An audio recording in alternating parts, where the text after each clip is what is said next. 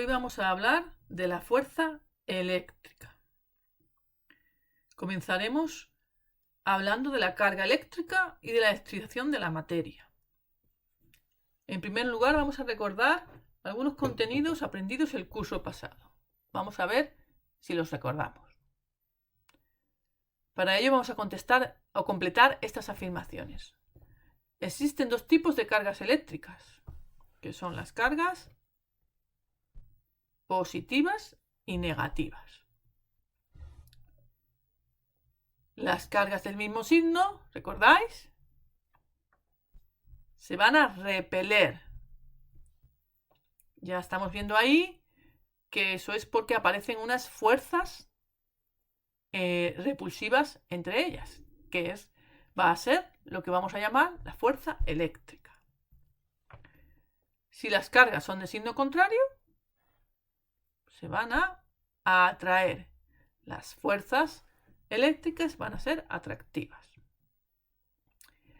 Los cuerpos son eléctricamente neutros cuando tienen el mismo número de cargas positivas que negativas. En los átomos, las partículas que tienen carga positiva se llaman, ¿lo recordáis? Protones. Las positivas se llamaban protones dentro de las partículas subatómicas. Y las partículas que hay en los átomos que tienen carga negativa se llaman electrones. De manera que los átomos neutros tienen o son neutros cuando tienen el mismo número de protones que de electrones. Si recordáis, en los átomos hay dos partes, que en ese modelo que observamos ahí dibujado, vemos el núcleo en la parte central, donde estaban los protones con carga positiva, los neutrones que no tienen carga, representados ahí en verde. Y en la corteza, girando alrededor, estarían los electrones con carga negativa. Pero los átomos neutros pueden adquirir carga eléctrica ¿cuándo? Cuando ganan o pierden electrones. Los electrones que están lejos del núcleo son los que pueden pasar de unos átomos a otros. Y entonces el átomo neutro adquiriría carga eléctrica. Carga neta distinta de cero. Los átomos neutros que pierden electrones adquirirían carga eléctrica positiva, porque tendrían ahora más protones que electrones, un exceso de carga positiva. Por ejemplo, ese átomo de litio con 3 protones y 3 electrones, si pierde uno de sus electrones, tendría un exceso de una carga positiva. Mientras que si los átomos neutros ganan electrones, adquirirían carga eléctrica negativa, porque ahora tendrían un exceso de electrones. Por ejemplo, el átomo de hidrógeno con un protón y un electrón es neutro. Si gana otro electrón, ya tendría un exceso de carga negativa y se convertiría en un ion hidruro.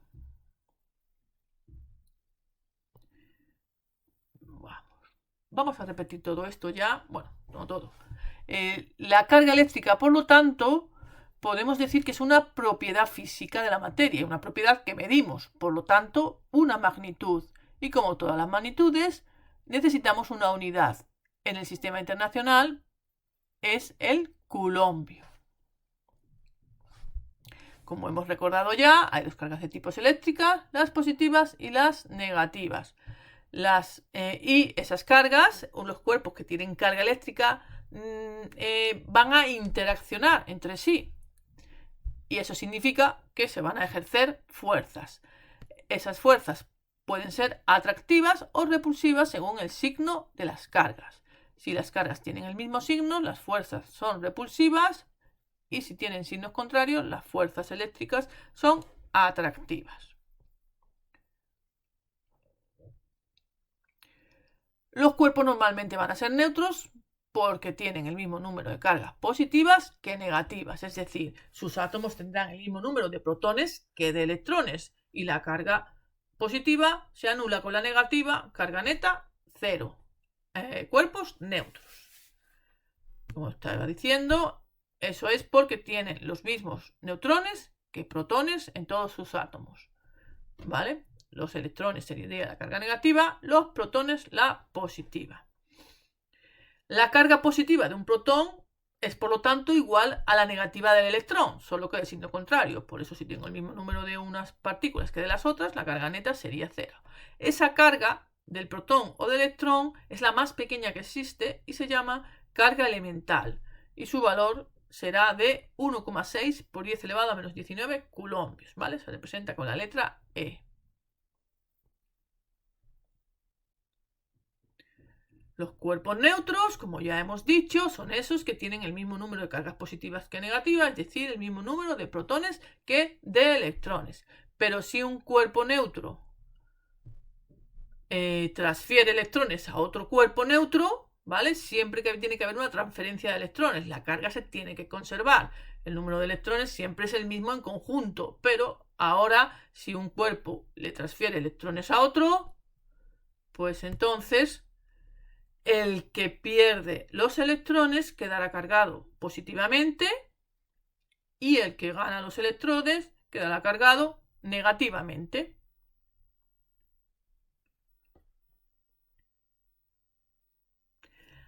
Ambos cuerpos, por lo tanto, decimos que tendrán electricidad estática y por lo tanto esa propiedad le permite atraer o repeler a otros cuerpos. Adquieren la capacidad de atraer o repeler otros cuerpos en función del signo de cada uno de ellos.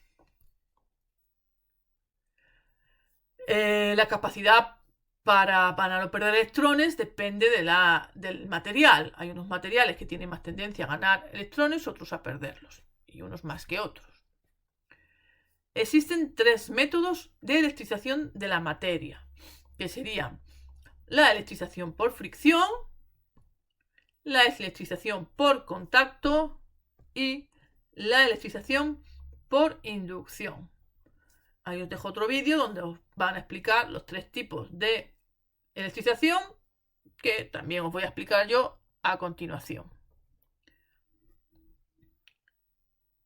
Electrización por fricción. Como su nombre indica, se produce cuando frotamos, hacemos friccionar dos cuerpos que tienen tendencias distintas a atraer a los electrones. Y uno de ellos, por lo tanto, le va a transferir electrones al segundo, de manera que el primero queda cargado positivamente y el segundo negativamente, como ya hemos explicado. Ambos tendrán carga eléctrica, pero de signo contrario, ¿vale? Por ejemplo, si frotamos un globo con un trozo de tela, el globo adquiere carga eléctrica negativa y la tela se carga con carga positiva. Electrización por contacto. Esta se produce cuando un cuerpo que ya está cargado eléctricamente toca a otro que no tiene carga y entonces la carga eléctrica del primero se va a distribuir entre los dos de manera que ambos van a quedar cargados con carga del mismo signo. Por eso, como tienen carga del mismo signo, los cuerpos electrizados por contacto se van a repeler. Por ejemplo, si utilizamos un instrumento como este de la imagen, que se llama electroscopio y que sirve precisamente para detectar carga eléctrica y consiste, como veis ahí, en un recipiente con un alambre de metálico que ha atravesado la parte superior del recipiente.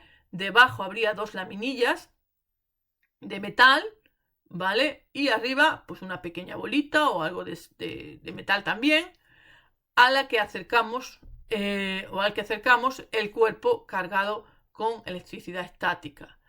Ese cuerpo, por contacto, va a distribuir su carga a la bolita y todo el sistema metálico del interior, la bolita, la varita y las 2 laminillas se van a cargar con la misma carga, en este caso en la imagen negativa, y por eso vemos que las laminitas de abajo se separan porque se están repeliendo.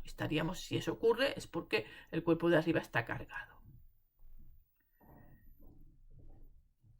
Bien, ahí os dejo, si entráis en la presentación, podéis darle a donde pone generador de Van der Graaf y vais a ver otro vídeo donde veréis algunos ejemplos de electrización por contacto, que hablará sobre el instrumento que vemos que la niña de la imagen está tocando, que es un generador de Van der Graaf, que le está transfiriendo carga a la niña y por eso veis que sus pelos se están erizando. Es porque tienen carga estática y se están separando. Electrización por inducción. En los dos primeros casos ha habido una transferencia de electrones porque los cuerpos han entrado en contacto y los electrones han pasado de un cuerpo al otro. En este tercer método de electrización no hay una transferencia de electrones porque no hay contacto entre los cuerpos. Simplemente el cuerpo que está cargado se acerca lo suficientemente al otro como para que interacciones con sus electrones, pero sin que se produzca transferencia. Si la carga del primer cuerpo es negativa, repelerá a los electrones del segundo cuerpo, que se alejarán de la zona más próxima al primer cuerpo, al que tiene carga, y la zona próxima al cuerpo quedará cargado positivamente. Y si el primer cuerpo tiene carga positiva, pues los electrones se acercarán a él.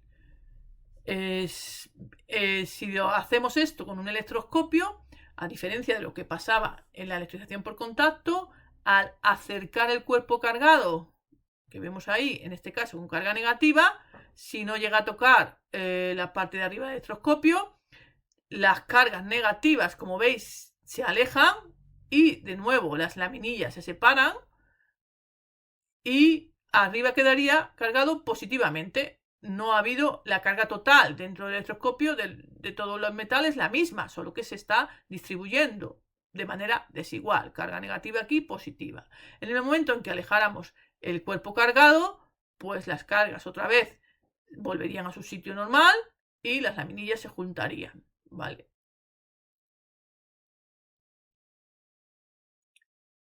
Bien.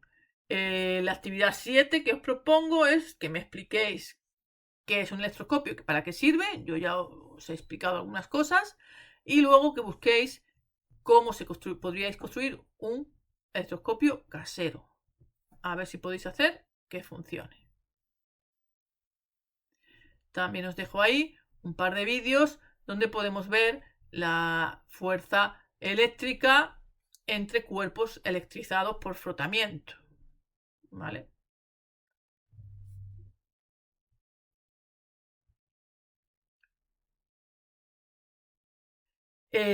La ley de Coulomb es la que me permite calcular la fuerza, el módulo de la fuerza de atracción o repulsión entre cargas eléctricas. Esta ley es semejante a la ley de atracción universal para la interacción entre cuerpos debido a su masa. Entonces, si recordáis la otra ley, esta de manera semejante dice que entre dos cuerpos cargados eléctricamente va a existir una fuerza de atracción o de repulsión, como ya hemos visto en función del signo de las cargas, que es directamente proporcional al producto de las cargas, Q1 y Q2, e inversamente proporcional al cuadrado de la distancia que separa las cargas, R. Es decir, si tenemos dos cargas, Q1 y Q2, yo he puesto una positiva o una negativa, pero da igual si son de signos positivas las dos o negativas las dos, están separadas a una distancia R. En este caso las fuerzas serían atractivas, el módulo de las dos fuerzas sería el mismo, F21 sería la fuerza con la que la carga 2 atrae a la 1 y F12 la fuerza con la que la carga 1 atrae a la 2. Sus dos módulos son los mismos y es lo que vamos a llamar la fuerza eléctrica. Y sería directamente proporcional a el producto de las dos cargas, Q1 por Q2, partido la distancia al cuadrado. Donde en este caso la constante es K, que va a depender del medio en el que estén las cargas. Cuando ese medio es el vacío, el valor de K es de 9 por 10 elevado a 9 newton por metro cuadrado partido coulombios al cuadrado. Vamos a ver de manera análoga a como hicimos en la ley de atracción universal que el valor de esa constante lo que va a representar es la fuerza con la que se van a atraer dos cargas de un coulombio, o se van a repeler, si tienen signos contrarios, que estén separados 1 metro, ¿vale? Si sustituyo esos valores en la expresión de la ley de Coulomb, ¿vale? K por su valor, las cargas por el suyo y la distancia por el suyo, la fuerza, bueno, simplifico, las unidades, los coulombios con los coulombios de abajo y los metros cuadrados con los metros cuadrados de abajo, la fuerza eléctrica sería exactamente de 9 por 10 elevado a 9 newtons, que es el valor de la constante, es decir, la constante que se llama constante de Coulomb. K representaría la fuerza con la que se atraen o se repelen dos cargas de un coulombio que estén separadas una distancia de 1 metro.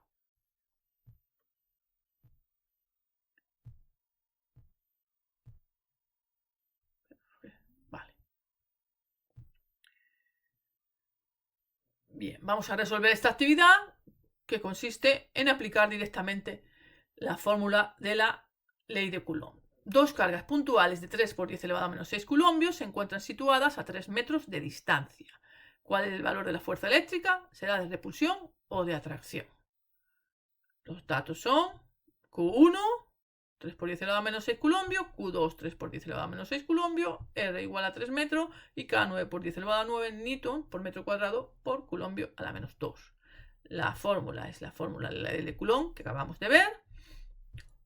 Solo tenemos que sustituir y la fuerza eléctrica será igual a 9 por 10 elevado a 9 newton por metro cuadrado por coulombio a la menos 2 multiplicado por 3 por 10 elevado a menos 6 coulombios